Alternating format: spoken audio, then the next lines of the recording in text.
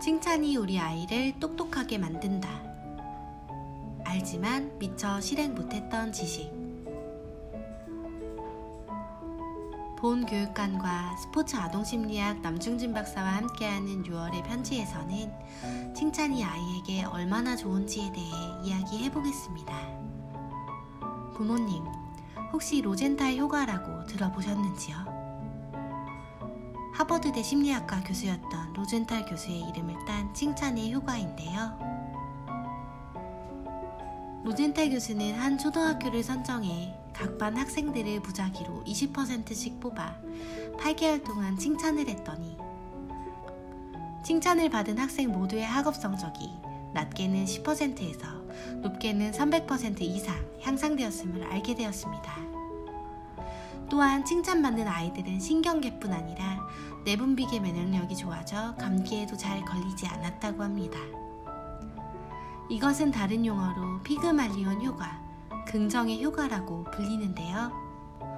긍정적 말의 효과는 도파민 수치를 높여주고 두뇌의 뇌파도 변화시킨다고 합니다.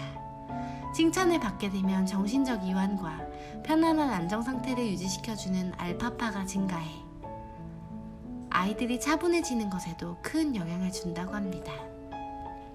하지만 무조건적인 칭찬은 독이 된다고 정신의학자들은 충고합니다. 그럼 칭찬은 어떻게 해야 할까요? 궁금해하시는 분들을 위해 가장 중요한 5가지를 알려드리겠습니다. 첫째, 칭찬은 구체적으로 해야 합니다. 막연히 잘했어, 잘했어 라는 말보다 엄마를 위해 식탁을 닦아주니 한결 수월해졌는데 라고 구체적으로 부모님의 감정까지 말해주시면 좋습니다. 둘째, 일관성 있게 칭찬해야 합니다. 청소를 할 때 어제는 잘한다고 칭찬하고 오늘은 거슬린다고 앉아있어 라고 한다면 아이의 가치 판단에 혼란을 가져다 줍니다. 셋째, 작은 일도 칭찬해줘야 합니다. 인사를 할 때 미소가 예쁜데? 처럼 어른들이 보기에 아주 사소한 것에도 칭찬을 아끼지 말아야 합니다.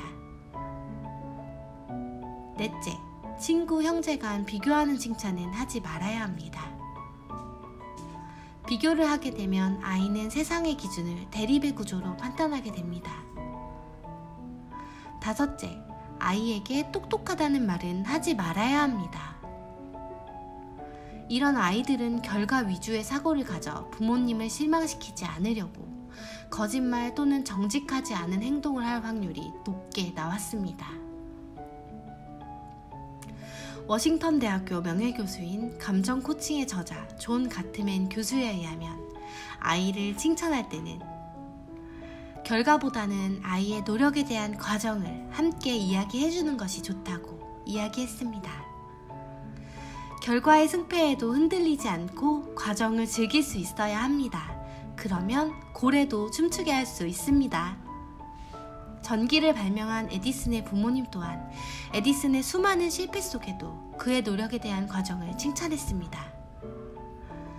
전응아로 낙인받아 학교에서 쫓겨난 에디슨의 수많은 단점보다 노력하는 그의 조그만 장점에 칭찬을 아끼지 않은 부모님의 사랑이 결국 그를 세계적인 위인으로 만든 계기가 되었습니다. 존경하는 부모님, 저도 가끔 아이들에 대한 기대 심리가 높아지면 좋은 점보다 좋지 않은 점을 고치려 지적에 대한 열을 올릴 때가 종종 있었습니다. 하지만 아이의 부족한 점을 고치기보다 잘하는 점을 칭찬하는 것이 훨씬 더 좋은 결과를 낳는다는 것을 잘 알고 있습니다. 아이의 노력하는 과정을 칭찬하며 밝은 미래의 주인이 될 수 있도록 칭찬을 아끼지 않을 것을 약속합니다.